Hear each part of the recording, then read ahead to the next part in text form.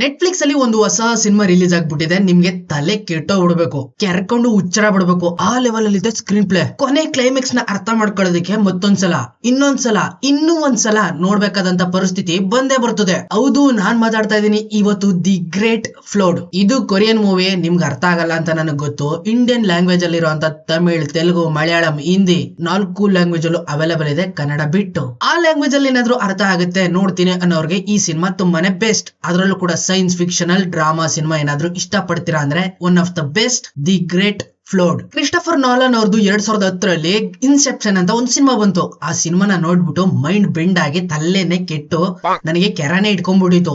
ಆ ಲೆವೆಲ್ ಅಲ್ಲಿ ಇತ್ತು ಸ್ಕ್ರೀನ್ ಪ್ಲೇ, ಡೈರೆಕ್ಷನ್, ಸ್ಟೋರಿ. ಅದಾದ್ಮೇಲೆ ಇವಾಗ 2025ರಲ್ಲಿ ನಮ್ಮ ಮಲಯಾಳಂ ಇಂಡಸ್ಟ್ರಿಯಲ್ಲಿ ಎಕೋ ಅಂತ ಒಂದು ಸಿನಿಮಾ ಬರುತ್ತೆ. ಈ ಸಿನಿಮಾದ ಸ್ಟೋರಿ, ಸ್ಕ್ರೀನ್ ಪ್ಲೇ, ಡೈರೆಕ್ಷನ್ ನೋಡಿ ಅವಾಗ್ಲೂ ಕೂಡ ಫಿದಾ.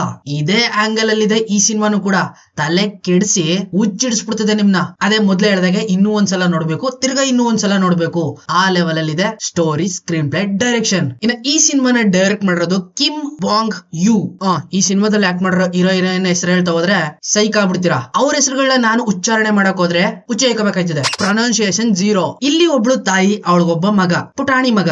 ಆದ್ರೆ ಇಲ್ಲಿ ಡ್ಯಾಡಿ ಇರಲ್ಲ. ಹಾಗಿದ್ರೆ ಆ ಪಾಪು ಎಲ್ಲಿಂದ ಬಂತು? ಸಸ್ಪೆನ್ಸ್. ಅದು ಕೂಡ ಮುಂದೆ ಗೊತ್ತಾಯ್ತದೆ ನಿಮ್ಗೆ ಸಿನಿಮಾ ನೋಡಿದ್ಮೇಲೆ. ನಾರ್ಮಲ್ ರೆಗ್ಯುಲರ್ ಡೇ ತರನೇ ಹೋಗ್ತಾ ಇರ್ಬೇಕಾದ್ರೆ ಸಡನ್ ಆಗಿ ಸುನಾಮಿ ಬಂದು ಅಪ್ಪಳಿಸ್ಕೊಂಡು ಇಡೀ ಬಿಲ್ಡಿಂಗ್ ಗಳೇ ತುಂಬಾ ಬಿಡ್ತವೆ. ಇವಾಗ ಆ ಲೇಡಿ ಆ ಪಾಪುನ ಎತ್ಕೊಂಡು ಸೇವ್ ಮಾಡ್ಕೊಂಡು ಕರ್ಕೊಂಡು ಹೋಗ್ಬೇಕು. ಟ್ವಿಸ್ಟ್ ಇರೋದು ಇಲ್ಲೆಲ್ಲ ಇಂಟರ್ವಲ್ ಆದ್ಮೇಲೆ. ಬರೋಬ್ಬರಿ 3/4 ಗಂಟೆ ಆದ್ಮೇಲೆ ನಿಮ್ಗೆ ಟ್ವಿಸ್ಟ್ ಗಳು ಸ್ಟಾರ್ಟ್ ಆಗೋದು. ಮತ್ತೆ ರಿಪೀಟೆಡ್ ಸ್ಕ್ರೀನ್ ಪ್ಲೇ ಗಳನ್ನ ನೋಡ್ತಾ ನಿಮ್ಗೆ ಸೈಕ್ ಆಗ್ಬಿಡ್ತದೆ. ಇವ್ರೇನಾದ್ರೂ ಲೂಪ್ ಅಲ್ಲಿ ಸಿಕ್ಕಾಕೊಂಡಿದಾರಾ ಅಥವಾ ಟೈಮ್ ಟ್ರಾವೆಲ್ ಮಾಡ್ತಾ ಇದಾರಾ, ಇಲ್ಲೇನಾದ್ರೂ ಸಮಥಿಂಗ್ ಬೇರೆ ತರ ಕುಕಿಂಗ್ ಆಗ್ತಾ ಇದೆಯಾ? ಈ ರೀತಿ ಯೋಚನೆಗಳು ಬರೋದು ನಿಮ್ಮ ಮೈಂಡ್ ಗೆ ಸಹಜ.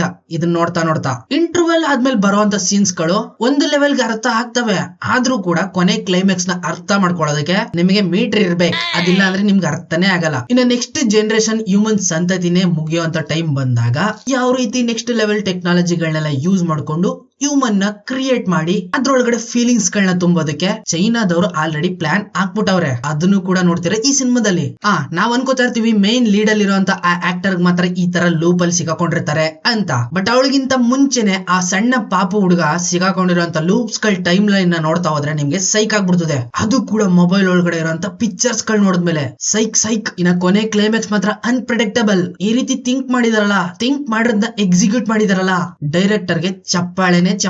ಓವರ್ ಆಗಿ ಈ ಸಿನಿಮಾ ನೋಡಿ ತುಂಬಾನೇ ಸೈಕ್ ಆಗ್ಬಿಟ್ಟೆ. ಅದು ಕೂಡ ಸ್ಕ್ರೀನ್ ಪ್ಲೇ, ಸ್ಟೋರಿ, ಎಕ್ಸ್ಪೆಷಲಿ ಈ ಸಿನಿಮಾದಲ್ಲಿ ಯೂಸ್ ಮಾಡಿರುವಂತ CGI, ಆ ಸುನಾಮಿ ಬರುವಂತದ್ದು, ಮನೆ ಒಳಗಡೆ ನೀರು ತುಂಬಿಕೊಳ್ಳುವಂತದ್ದು, ಕೆಲವೊಂದ್ ಕಡೆ ನಿಮ್ಗೆ ರಿಯಲಿಸ್ಟಿಕ್ ಅಲ್ಲ ಅಂತ ಅನ್ಸುತ್ತೆ ನೀರೊಳಗಡೆ ಟ್ರ್ಯಾಪ್ ಆಗುವಂತ ಸೀನ್ಸ್ ಗಳೆಲ್ಲ ನೋಡಿದಾಗ. ಬಟ್ ನಮ್ಗೆ ಹೋಲಿಸ್ಕೊಂಡ್ರೆ one of the best CGI VFX ಅಂದ್ರೆ ಇದೇನೆ. ಒಟ್ನಲ್ಲಿ ಈ ಸಿನಿಮಾ ನೋಡಿದ್ಮೇಲೆ ಮತ್ತಿನ್ನೊಂದ್ಸಲ ನೋಡ್ತೀರಾ, ತಿರ್ಗ ಇನ್ನೂ ಒಂದ್ಸಲ ನೋಡ್ತೀರಾ. ನನ್ ಗ್ಯಾರಂಟಿ ಫಿಕ್ಸ್. ತಲೆ ಕೆಟ್ಟೋಗಿ ಹುಚ್ಚಿಡಿಬೇಕು ಅಂದ್ರೆ ಈ ಸಿನಿಮಾನ ಒಂದ್ಸಲ ನೋಡಿ, ಪಕ್ಕ ಹುಚ್ಚರೇ ಆಯ್ತೀರಾ. ಸಿಗ್ತೀನಿ ಮುಂದಿನ ವಿಡಿಯೋದಲ್ಲಿ. ಅಲ್ಲಿವರೆಗೂ ಕಾಯ್ತಾರೆ. Keep watching. ಬಾಯ್ ಬಾಯ್. ಎಲ್ಲ ಚೀಪ್